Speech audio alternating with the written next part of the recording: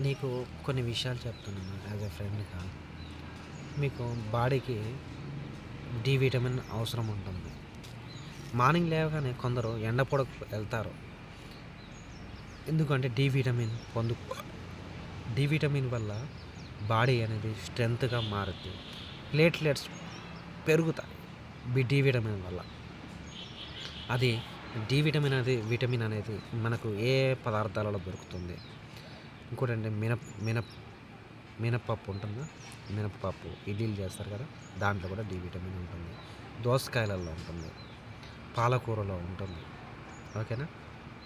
ఇంకా, ఇంకా ఏ విషయాలు ఏ వేటిలో ఉంటుంది అంటే, ఎప్పుడూ కూడా డి విటమిన్ అనేది నీకు బహుగా బలంగా ఉండడానికి, బోన్స్‌ను బలంగా ఉంచడానికి డి విటమిన్ ఉపయోగపడుతుంది. ఆ విటమిన్ డి3 ఏంటంటే మీ బాడీని బలంగా ఉంచుతుంది. అందుకు కాల్షియం లెవెల్స్‌ని మీరు బలహీనంగా ఉన్నారంటే, నడవలేకపోతున్నారంటే అర్థం ఏంటంటే డి విటమిన్ ప్రాబ్లమ్ అనమాట. కాల్షియం ప్రాబ్లమ్, కాల్షియం లేకపోవడం. బోన్స్‌లో కాల్షియం పర్సెంటేజ్ ఎక్కువగా ఉంటది. అది రావడానికి మనం తీసుకునే పదార్థాల మీద ఆధారపడి ఉంటుంది.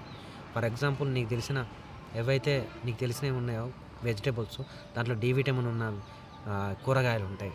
డి విటమిన్ ఉన్న ఫ్రూట్స్ ఉంటాయి. డి విటమిన్ ఉన్న ఒక పదార్థాలను తీసుకోవడం వల్ల డి విటమిన్ నీకు తోడ్పడుతుంది.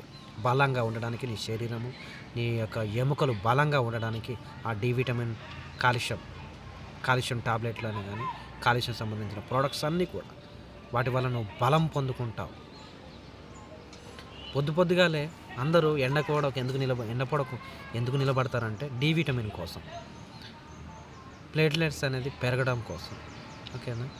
ఇంకోటేంటంటే క్యాబేజీ కూడా తీసుకుంటే ఎక్కువగా క్యాబేజీ తినడం వల్ల మీకు ఆరోగ్యం వస్తుంది.